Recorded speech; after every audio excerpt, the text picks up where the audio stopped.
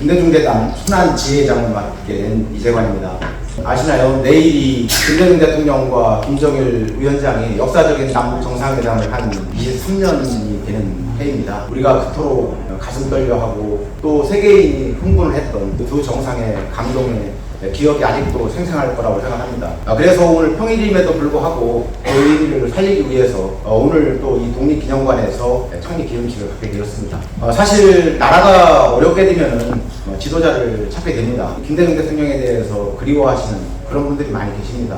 그런 분들이 많은데 여러분들은 김대중 대통령을 왜 그렇게 그리워하고 또 다시 한번 이렇게 뒀으면 하는 마음들을 갖고 계신지. 저 같은 경우는 김대중 대통령에 대해서 어떤 사상과 철학이라고 하는 차원에서 접근을 해본 것이 아니라 DJ, 정치인 김대중으로서 사실 생각을 많이 했었습니다. 그러던 제가 왜 천안지회장을 추진하게 됐는지 여러분들 혹시 궁금하지 않으십니까? 1997년도를 기억하실 겁니다. 그해 연말 IMF 경제 신탁 통치 체제 하에서 대통령에 당선이 되십니다.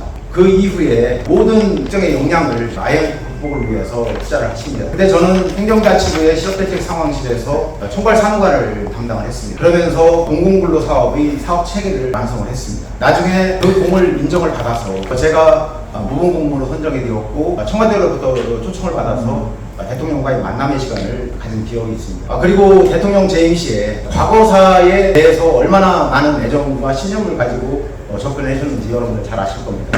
과거에 그러한 사실을 진실을 규명을 했습니다. 새로운 화해의 길을 가는 것이 맞다라는 어떤 그런 접근이었죠. 대표적인 법률이 진실과 화해, 과거사 정리에 관한 기본법입니다.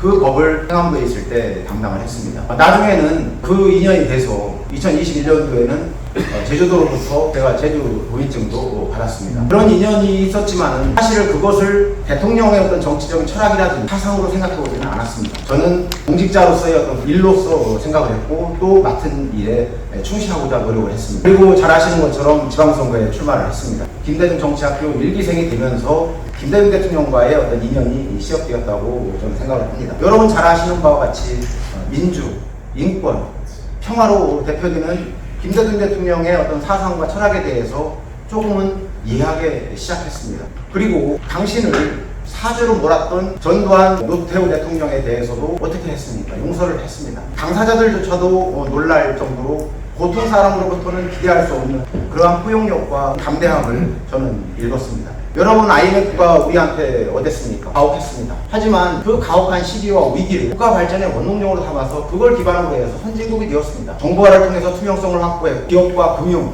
그리고 공공과 노동 분야에 대한 4대 개혁을 통해서 체질을 개선했습니다. 그 효과들이 나타나고 있는 것입니다. 그것이 모든 것은 아니겠지만 그렇게 그 위기를 극복한 대통령입니다. 마지막으로 지방자치에 대한 대통령의 철학과 신념을 말씀드리고 싶습니다. 저는 행정안전부에서 지방자치 분권실장을 했습니다. 그 자리는 지방자치 제도에 대해서 총괄을 하고 또 현안을 총괄 관리하는 데입니다. 그렇지만 그 제가 95년도에 지방자치를 실시한 그 내용에 대해서 저는 김영삼 정부의 결단이 있었기 때문에 가능한 것으로 그렇게 알고 있었습니다. 그런데 그렇지가 않습니다. 여러분 잘 아시는 1990년도에 3당 통합이 있습니다.